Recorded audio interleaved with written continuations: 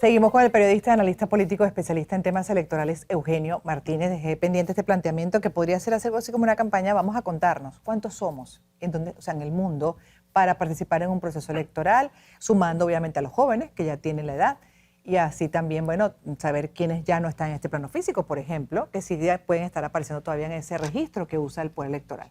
Eso es factible. Sin duda, el tema del registro electoral es la clave, no solamente para las primarias, sino para la presidencial del año 2024. Vamos primero a ver cómo está el estado actual del registro electoral, empezando por los venezolanos que están afuera. Inscritos para votar fuera de Venezuela solamente hay 107.000 venezolanos.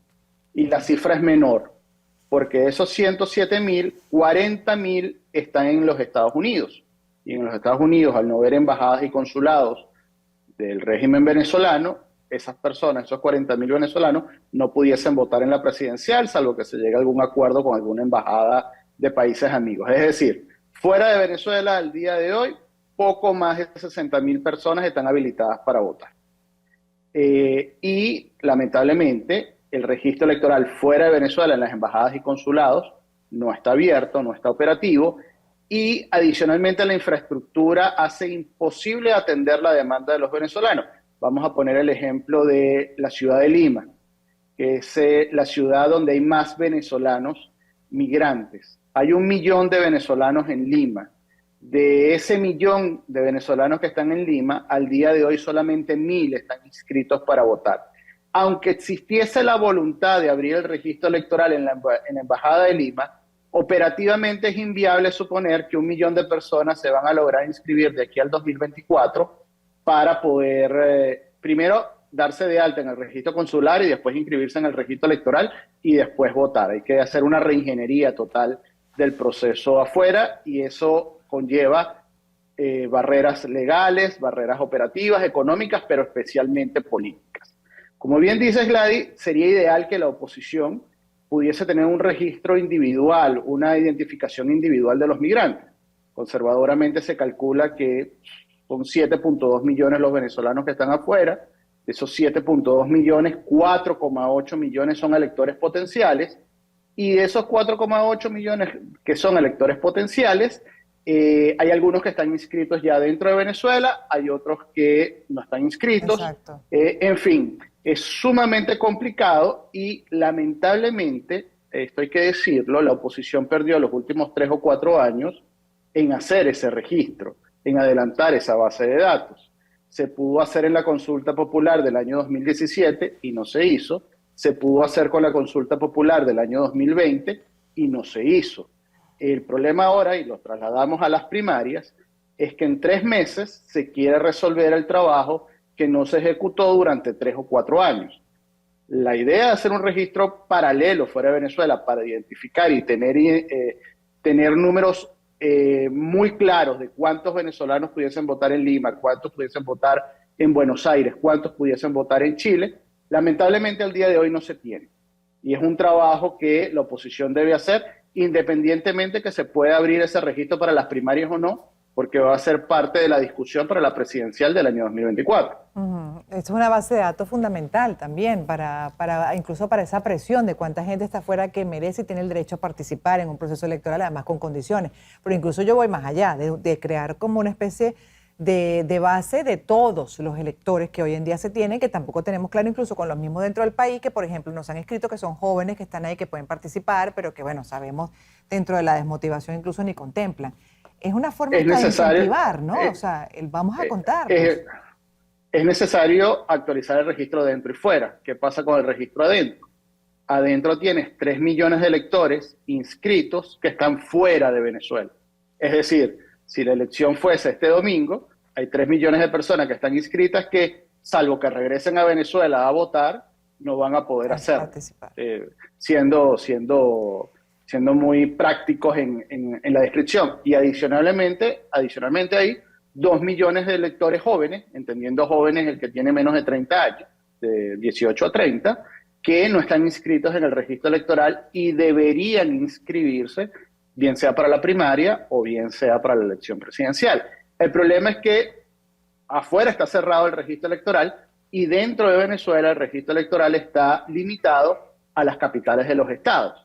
Es decir, alguien tiene que ir a la capital, si vive en el estado de Miranda, tiene que ir a la capital en Los Teques, a la oficina del CNE en Los Teques, a inscribirse. Eso evidentemente dificulta la actualización del registro electoral. Y tal vez es el punto que menos que menos ha llamado la atención de la respuesta del CNE del día lunes, pero tal vez es el más preocupante, porque la Comisión de Primarias le pidió un operativo al CNE para actualizar el registro electoral. Y el CNE respondió que no podía hacer un operativo para ayudar a una parcialidad política. Creo que la negativa del Consejo Nacional Electoral a facilitar la inscripción de los ciudadanos dentro y fuera de Venezuela en el registro electoral es con mucho lo peor de lo que dijo el día lunes en respuesta a la comisión de primaria, porque sí deja muy claro cómo va a ser la actuación en la actualización del registro de cara a la presidencial del año 2024, donde todos los votos cuentan y cuentan mucho además.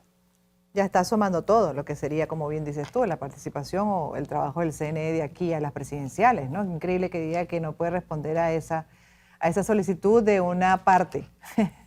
Pero es el todo, es un todo que debería ser parte, además de un deber ser, una constante actualización del CNE, facilitándole a la población, obviamente, ¿no? Lo que es también ese proceso con oficinas cerca, no solamente en las capitales. Recuerdo una oportunidad, Eugenio, aclárame tú que lo tienes todo presente, ¿cuál fue la que nos tocó ir a las capitales? En el caso de Miranda, me tocó ir a Los Teques, por alguna razón. ¿Cuál fue de todos los procesos en el que el CNE usó esa estrategia para desmovilizarnos? El último fue la petición de referendo revocatorio contra Nicolás Maduro en el año 2016. Sí, de hecho, siempre es bueno recordar que esa petición de revocatorio sigue suspendida. En realidad nunca se definió nada sobre esa petición de revocatorio. En fin, uno de los tantos procesos que ha quedado en el limbo legal en Venezuela, que está muy bien reflejado en el último informe de la Unión Europea, el lograr la separación de poderes para evitar que la intromisión de otros poderes, en este caso el poder judicial, de la mano del Tribunal Supremo de Justicia o la Contraloría General de la República, puedan incidir de alguna u otra manera en el devenir de los procesos electorales. De hecho, te quería preguntar dos cosas. Uno, primero, en cuanto a los rectores, porque siempre, bueno, sabemos, la inclinación es obviamente hacia el chavismo, pero hay una que otra representante de la oposición. ¿Ellos qué papel cumplen hoy en día, Eugenio? La verdad, dentro del trabajo que hace el Poder Electoral, para estar bien claros en ese escenario, dentro de lo que viene primaria y también las presidenciales. El problema con los rectores del Consejo Nacional Electoral es que el chavismo necesita modificar la composición del Consejo Nacional Electoral, porque los rectores que escogieron en el año 2021, por decirlo de alguna manera, no son rectores espantavotos. El chavismo, el madurismo, necesita rectores espantavotos. De hecho, a cualquier venezolano que se le pregunte hoy en día cuáles son los rectores oficialistas del Consejo Nacional Electoral, va a dudar mucho en responder quién es el presidente del CNE y quiénes acompañan a Pedro Calzadilla, que es el presidente, en el directorio del Consejo Nacional Electoral. De ahí viene la intención o la pretensión del gobierno venezolano de modificar el Consejo Nacional Electoral, desconociendo el acuerdo que se logró en el año 2021, para incluir algunos rectores que sean espantavotos, utilizando ese criterio, en el sentido de imponer en la directiva del Consejo Nacional Electoral personas con un perfil que ahuyente a los electores, sea dentro o fuera de Venezuela, a la participación electoral. En todo caso, este Consejo Nacional Electoral es un Consejo Nacional Electoral débil desde el punto de vista político, no tiene mayor ascendencia dentro del gobierno venezolano, no es el caso del CNE Tibisay Lucena. Tibisay Lucena tenía una ascendencia importante, tanto desde el punto de vista político como desde el punto de vista técnico, sobre los distintos integrantes del gobierno venezolano.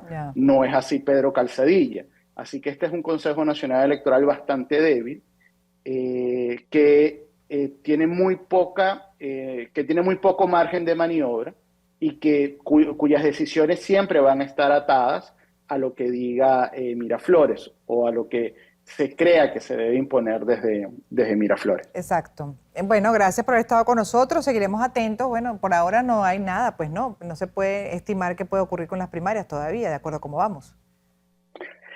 Hay que esperar el 24, como bien decías, el 24 es la fecha escogida para dar a conocer los reglamentos. Es una fecha importante porque según lo que digan los reglamentos es que se va a saber cuáles son las ciudades donde se va a votar en el extranjero, cómo va a ser el proceso de votación en el extranjero, de qué manera, y cómo se va a votar dentro de Venezuela, porque no solamente si se vota manual automatizado, sino también qué va a pasar con la mecánica de votación. Es decir, va a ser un voto directo, va a ser selección múltiple, la comisión de primarias va a ir un poco más allá de su mandato y va a decir si el candidato o la candidata electa en las primarias queda inhabilitado o está inhabilitado, la forma de sustituirlo esa es una discusión que no se está dando y que pudiese aclararse en los reglamentos de la Comisión Nacional de Primarias.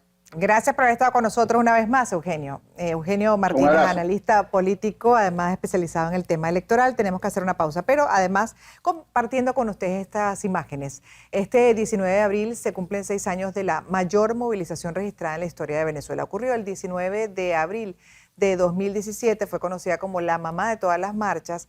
Ese día cientos de miles de venezolanos salieron a las calles de Caracas, también en el interior del país, a protestar por la ruptura del orden democrático en Venezuela. La marcha fue salvajemente reprimida por policías, por militares, por civiles armados, los llamados colectivos chavistas, con perdigones, gases lacrimógenos y balas de plomo. Las imágenes le dieron la vuelta al mundo, miles de personas intentando escapar de la brutal represión, algunos incluso tuvieron que lanzarse al contaminado río Guaire para sobrevivir.